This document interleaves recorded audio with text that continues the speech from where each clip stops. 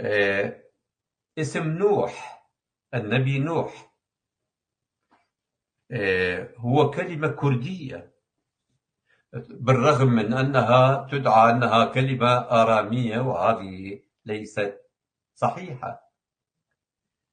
لأن الكرد هم أقدم من الآراميين بكثير. اسم نوح متأتي من الكلمة الكردية نوك.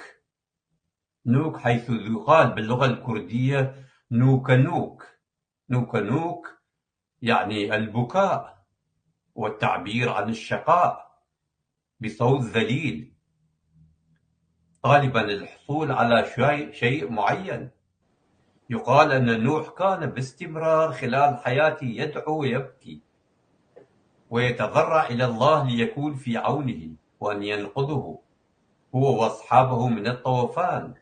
لذلك يجعل الله نوح أن يتعلم النجارة ويبني سفينة كبيرة بحيث تسع له ولجميع مريديه وقسم من الكائنات الحية لكي ينجو من الغرق.